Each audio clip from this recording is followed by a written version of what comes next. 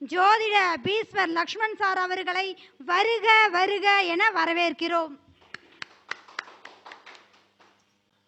அனைவருக்கும் இனிய காலை வணக்கம். நம்முடைய குபேர கலச அறக்கட்டளையோட 28வது மாதாந்திர கருத்தரங்கம் இது. இதில் எல்லாரையும் சந்திக்கிறதுல மிக்க மகிழ்ச்சி அப்படின்னு சொல்லலாம். அதே மாதிரி நம்முடைய குபேர கலச அறக்கட்டளை மூலமாக நம்ம அன்னதானமாகட்டும் மற்ற நிகழ்வுகளாகட்டும் எல்லாம் செஞ்சுக்கிட்டு இருக்கோம். இன்னும் மேற்கொண்டு அதில் பயணிக்கணும், அதில் உங்களுடைய துணையோடு நாங்கள் பயணிக்கிறோம் அப்படின்னு நம்ம கேட்டுக்கிறோம். இப்போ என்ன நான் பேச போகிறேன் அப்படின்னா, மருத்துவ ஜோதிடம். மருத்துவ ஜோதிடம் அப்படின்னாலே நான் சொல்கிற ஒரே விஷயம், ஜோதிடமும் மருத்துவம் 2 கண்கள் மாதிரி தான்.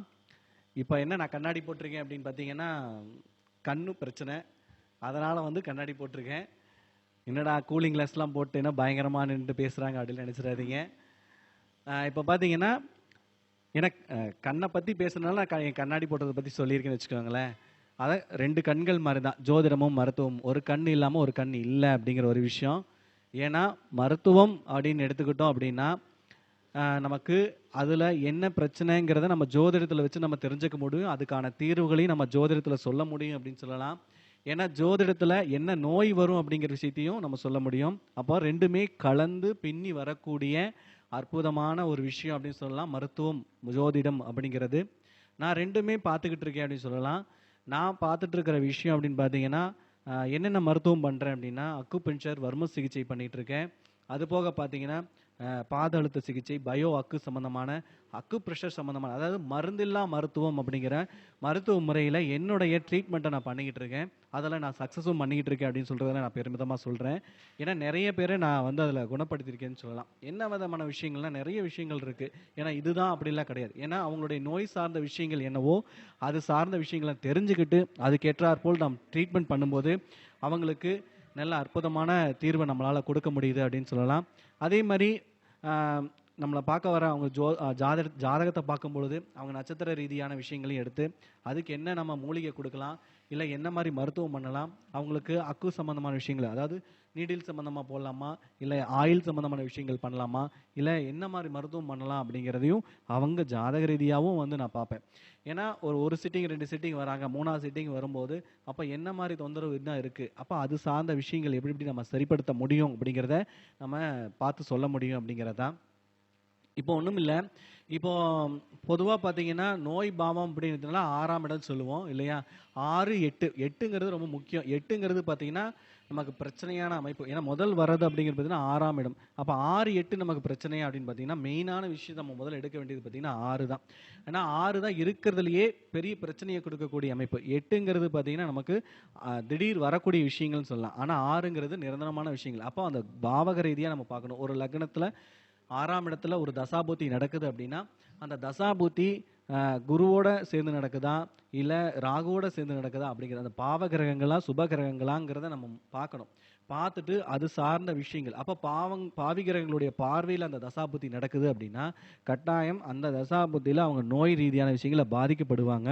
அந்த பாதிப்பு அவங்களுக்கு பிரச்சனையை கொடுக்கும். பிரச்சனை அப்படின்னா உயிர் சம்பந்தமான விஷயங்களை ஒரு இழப்பை கொடுக்கக்கூடிய கொண்டு போகிற அளவுக்கு பிரச்சனையை கொடுக்கும் அப்படின்னு சொல்லலாம். இதே 6ஆம் இடத்துல பாவி கிரகம் அப்படின்னு சொல்லக்கூடிய ராகுவோ கேதுவோ செவ்வாயோ சனியோ நின்று தசாபுத்தி நடந்தாலும் நம்மளுடைய சுப கிரகம் சொல்லக்கூடிய சுக்கிரனோ குருவோ பார்க்குறாரு அப்படின்னா கட்டாயம் நோய் வரும். ஆனால் அந்த நோயை குணப்படுத்தக்கூடிய சூழ்நிலையை ஏற்படுத்தி கொடுப்பார், அதுக்கான தீர்வை கொடுப்பார், அதுக்கான வழிமுறைகளை கொடுப்பார் அப்படின்னு சொல்லலாம். ஏன்னா அந்த அளவுக்கு நம்ம ஜோதிடத்தை வச்சு நம்ம மருத்துவத்திலையும் நம்ம அதை குணப்படுத்த முடியுமா முடியாதாங்கிறத சொல்ல முடியும் அப்படிங்கிறது தான். அப்போது இந்த மாதிரி ஒவ்வொரு விஷயங்களையும் நம்ம பார்க்கணும், பொறுமையாக பார்க்கணும். ஒரு ஜாதகம் ஏன்னா இப்போ பார்க்க வர்றவங்களுக்கு ரொம்ப அவசரம், வந்தோமா பார்த்தோமா டக்கு டக்குன்னு போகணும்னு நினைக்கிறாங்க. ஆனால் அந்த ஜாதகத்தை ஆய்வு பண்ணுறதுக்கு நமக்கே நேரம் கொடுக்கறது இல்லைன்னு வச்சுக்கோங்களேன். அப்போ அவங்களுக்கான விஷயங்களை நம்ம முழுமையாக கொடுக்க முடியறதில்ல அப்படிங்கிற ஒரு வருத்தம் ஒன்று இருக்குது. ஏன்னா வரவங்களுக்கு பார்த்தீங்கன்னா வந்த உடனே ஒரு 10 நிமிஷத்தில் 20 நிமிஷத்தில் பார்த்துட்டு போகணும் அப்படின்னு நினைக்கிற ஒரு மனப்பான்மையில் வேக வேகமாக வந்துட்டு போகிறாங்க. அப்போ அவங்களுக்கு நம்ம என்ன சொல்யூஷன் சொல்ல முடியும்? அப்போ அவங்க 2வது முறை 3வது முறை வரும்பொழுது அவங்களுடைய ஜாதகம் நமக்கு மைண்டில் இருக்கும் இல்லையா. அப்போ நம்ம அவங்களுக்கு ஒவ்வொரு விஷயத்தையும் நம்ம சொல்லும் பொழுது அவங்க அதுக்கேற்ற மாதிரி நடந்துக்கிறாங்க, அதுக்கேற்ற மாதிரி அவங்களுக்கான பிரச்சனைகளை அவங்க தீர்வு கொடுத்துக்கிறாங்க அப்படின்னு சொல்லலாம்.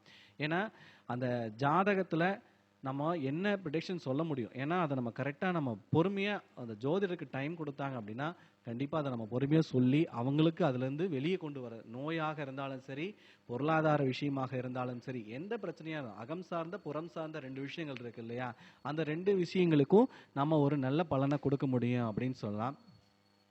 ஏன்னா இப்போ பார்த்தீங்கன்னா ஒரு தசாபுத்தி நடக்குது அப்படின்னா அந்த தசாபுத்தி ரீதியாக இப்போ குரு தசை நடக்குது அப்படின்னா குரு தசையினுடைய பார்வை 1-5-9, அப்போ அந்த 1-5-9 சம்பந்தமான விஷயங்களை அவர் செயல்படுத்துவார் ஃபர்ஸ்ட். அப்புறம் அதே மாதிரி அவருடைய ஆதிபத்தியத்தை எடுத்து செயல்படுத்துவார் அப்படிங்கிற ஒரே விஷயம் தான். அதுவே பார்த்தீங்கன்னா சனி செவ்வாயோடைய பார்வையில் இருக்காரு அப்படின்னா கண்டிப்பாக அதனோட கெடுபலனையும் சேர்த்து செய்வார் அப்படின்னு தான். அப்போ இந்த ஒருத்தருக்கு வந்து தனுசு லக்னமா இருக்கு அப்படின்னா தனுசு லக்னத்துக்கு அவர் லக்னாதிபதியும் 4ஆம் அதிபதியும் அவரே தான். அப்போ அவருக்கு 6ல நின்று தசா நடக்குதுன்னு வச்சுக்கோங்களேன், அது சனி செவ்வாய் பார்க்குறாரு அப்படின்னா கண்டிப்பா அவங்களுக்கு சுகம் சார்ந்த, அவங்களுடைய உடல் சார்ந்த விஷயங்களை பிரச்சனையும், வாகனம் சார்ந்த விஷயங்களை பிரச்சனையும், அதே மாதிரி சொத்து சார்ந்த விஷயங்களையும் பிரச்சனையும் கண்டிப்பா கொடுப்பார். அதனால கடன் ஏற்படக்கூடிய அமைப்பு, கடன் சார்ந்த விஷயங்களை தொந்தரவுகள், இந்த மாதிரி நோய் சார்ந்த விஷயங்களுக்கு செலவினங்கள், இந்த மாதிரி அவங்களுடைய சுகத்தை கேட்கக்கூடிய அளவுக்கு அவங்களுடைய தசாபுத்திகள் நடக்கும் அப்படின்னு சொல்லலாம். இதுவே குரு நல்லபடியா இருக்கார் அப்படின்னா அவங்க சொத்து மேல சொத்து வாங்கக்கூடிய அமைப்பு, வாடகை வருமானங்கள் வாங்கக்கூடிய அமைப்பு, வாகனங்களை வாங்கக்கூடிய அமைப்பு நல்லபடியா இருக்கும். அதுதான் அந்த பாவி கிரகங்களுடைய தொடர்போ இல்ல வந்து நம்ம சுபகிரகங்களுடைய தொடர்போ இருந்துச்சுன்னா கண்டிப்பா இதுதான் வேரியேஷன். அப்போ நல்லது நடக்குமா, நமக்கு கெடுதல் நடக்க போகுதா அப்படிங்கிறத அந்த பாவ கிரகங்களை வச்சு தான் நம்ம முடிவு பண்ண முடியும் அப்படிங்கிற ஒரே விஷயம். அதே மாதிரி இந்த கோல்சாரத்தில் பயணிக்கக்கூடிய கிரகங்களும் அப்படித்தான். இப்போ அந்த கிரக ரீதியான விஷயங்கள்ல இந்த சந்திரன் பயணிக்கிறாருன்னா அது 8ல போய் நிற்கிது அப்படின்னா கண்டிப்பாக நமக்கு பிரச்சனை கொடுக்கக்கூடிய அமைப்புல இருக்கும் அப்படிங்கிற ஒரே விஷயம். அதே மாதிரி திருமணம் சார்ந்த விஷயங்களும் அதே மாதிரி தான். ஒவ்வொரு பாவகத்தையும் நம்ம எடுத்து பார்க்க வேண்டியதாக இருக்கும் அப்படிங்கிறது. இப்போ மருத்துவம் சார்ந்த விஷயங்களை ஒரு சில விஷயங்களை நான் சொல்கிறேன். ஏன்னா நிறைய பேருக்கு பார்த்தீங்கன்னா இப்போ வெயில் காலம் ஆரம்பிச்சிருச்சு இல்லையா, அப்போ அந்த வெயில் காலத்துக்கு ஏற்ற மாதிரி நம்மளுடைய உடலை நம்ம பக்குவப்படுத்திக்கணும். அப்போ அந்த பக்குவப்படுத்துறதுக்கு என்ன மாதிரி விஷயங்கள், அப்போ நம்ம குடிக்கிற நீருங்கிறது ரொம்ப முக்கியமாக இருக்கு இல்லையா, அப்போ நீர் சார்ந்த பொருட்களை நம்ம எப்படி பயன்படுத்திக்கணும் அப்படிங்கிறத நான் சொல்கிறேன். அதை நீங்கள் பயன்படுத்திக்கும் பொழுது பார்த்தீங்கன்னா உங்கள் உடல் ஆரோக்கியம், ஏன்னா இப்போ வெயில் காலம் ஆரம்பிக்குது, இந்த வெயில் காலத்தால் ஏற்படக்கூடிய உஷ்ணங்கள் குறையும், உடல் தொந்தரவுகள் குறையும், ஸ்கின் சார்ந்த பிரச்சனைகள் எல்லாத்துக்குமே பார்த்தீங்கன்னா இந்த முறையில் நம்ம தண்ணி குடிக்கும் பொழுது நல்லா இருக்கும். அது வந்து நம்ம தசாபுத்தி ரீதியாகவே நம்ம எடுத்துக்கலாம். அப்போது ஒருத்தருக்கு சூரிய தசையோ இல்லை வந்து குரு தசையோ நடக்குது அப்படின்னா அவங்க வந்து பித்தளை பாத்திரம் இருக்கு இல்லையா, அந்த பித்தளை பாத்திரத்தை தண்ணியை ஊற்றி வச்சு அவங்க குடிச்சிட்டு வந்தாங்க அப்படின்னா அவங்களுக்கு ஸ்கின் சார்ந்த தொந்தரவு, உடலில் ஏற்படக்கூடிய அந்த நீர் பற்றாக்குறை அப்படிங்கிறது குறையும். அதே மாதிரி செவ்வாயினுடைய காரகத்தில் நடக்குது வச்சுக்கோங்களேன், செவ்வாயோட தசா புத்தியிலையோ இல்லை ராகுவோடைய தசா புத்தியிலையோ கேதுவோட தசா புத்தியிலையோ நடக்குது அப்படின்னா இவங்க வந்து மண் பானையில் வந்து தண்ணி வச்சு குடிச்சிட்டு வந்தாங்க அப்படின்னா கண்டிப்பாக அவங்களுக்கு உடல் ரீதியான விஷயங்கள் இருக்கிற தொந்தரவுகள் குறையும் அப்படின்னு சொல்லலாம்.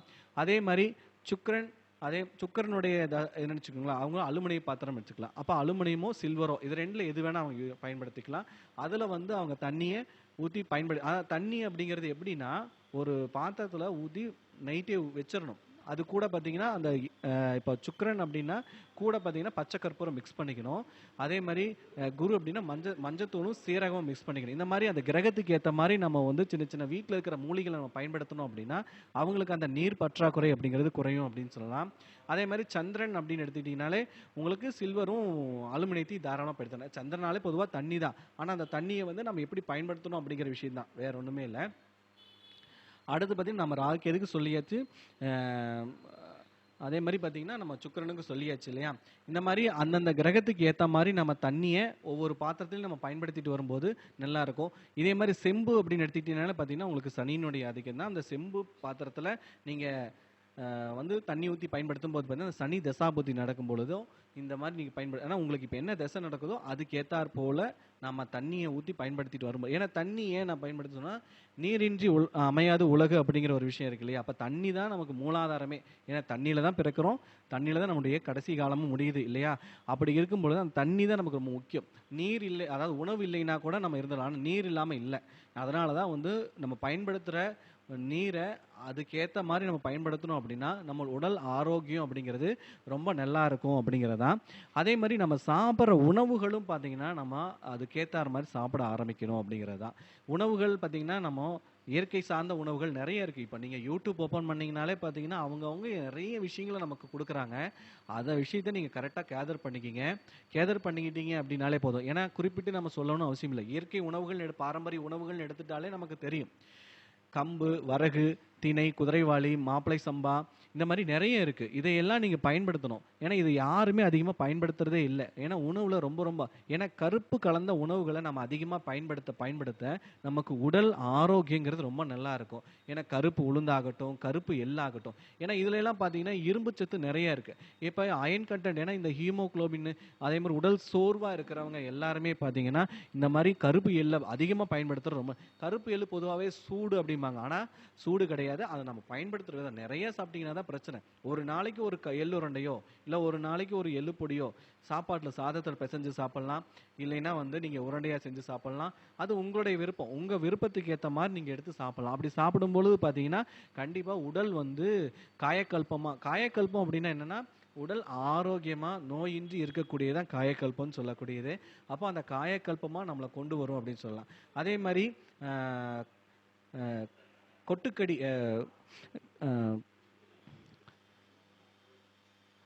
கொட்டி வேருன்னு சொல்லிட்டு ஒன்று இருக்கு. அதை நீங்க பயன்படுத்திட்டு வரும்போது பார்த்தீங்கன்னா அது உங்களுக்கு பார்த்தீங்கன்னா ஒரு அற்புதமான அந்த நீர் இறக்கம், அதாவது நீர் பற்றாக்குறையை குறைக்கும்.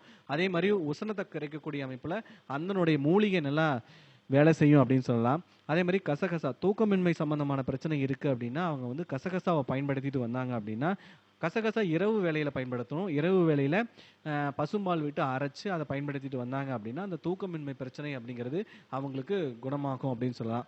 அதே மாதிரி பார்த்தீங்கன்னா நிறைய விஷயங்கள் இருக்கு. இப்போ நிறைய தண்ணி குடிச்சாலும் கல் உற்பத்தி ஆகுதுன்னு சொல்றாங்க இல்லையா? அப்ப அந்த கல்லு சம்பந்தமான விஷயங்கள், ஸ்டோன் சம்பந்தமான பிரச்சனைகள் எல்லாம் இருக்குன்னா அவங்களுக்கு 8ஆம் இடமோ 7ஆம் இடமோ தசாபுத்திகள் நடக்கும் பொழுது கண்டிப்பா உருவாயிருக்கும். அதுக்கப்புறம் அதை அவங்க கண்டுக்காம இருந்திருப்பாங்க. கண்டுக்காம இருக்கும் பொழுது அது பிரச்சனையை ஏற்படுத்தியிருக்கும். அப்ப அதை நம்ம பயன்படுத்தும். அதே மாதிரி பெரிய திசையா நடக்கும்போது அந்த 8ஆம் இடமோ 7ஆம் இடமோ சம்பந்தப்படும் பொழுது கட்டாயம் அந்த கல் சார்ந்த பிரச்சனைகள், பித்தப்பை சம்பந்தமான பிரச்சனைகள்லாம் தொந்தரவு வரும். அதையும் நம்ம சரிப்படுத்த முடியும் அப்படின்னு சொல்லலாம். இந்த மாதிரி நம்முடைய உடலை ஆரோக்கியமா வச்சுக்கிறது நம்முடைய கையில தான் இருக்கு. நம்ம அதை நம்ம பயன்படுத்திக்கணும். ஏன்னா நம்ம இயற்கையா வாழ்றதுக்கு எவ்வளவுக்கு முயற்சி பண்றோமோ அப்ப நம்முடைய உடல் ஆரோக்கியங்கிறது சிறப்பா இருக்கும் அப்படின்னு சொல்லலாம். ஏன்னா உடல் ஆரோக்கியம் நல்லா இருந்தாதான் மற்ற விஷயங்களை நம்ம அனுபவிக்க முடியும். இல்லைன்னா அப்படின்னா பிரச்சனைகள் தான் இல்லையா? ஏன்னா இப்போதைக்கு நம்ம பணத்தை நோக்கி ஓடிடலாம். ஆனா பணம் எப்பயுமே நமக்கு கூட இருக்காது. நம்ம உடல் எப்பயுமே நமக்கு கூடவே இருக்கும். அப்ப நாம ஆரோக்கியமா இருக்கணும்னா நம்ம உடலை பேணி காக்கணுங்கிறது ரொம்ப முக்கியம். அதுக்கு முடிஞ்ச அளவுக்கு இயற்கையை நோக்கி வாங்க. இயற்கை தான் நமக்கு எப்பவுமே நல்லதை பண்ணும். அதை நீங்க புரிஞ்சுக்கிட்டீங்கனாலே ஓகே. வாய்ப்பளித்த நம்மளுடைய நண்பர்களுக்கும் சரி எல்லாருக்கும் என்னுடைய நன்றிகள். என்னுடைய ஃபோன் நம்பர் பார்த்தீங்கன்னா 9787779937. நன்றி, வணக்கம்.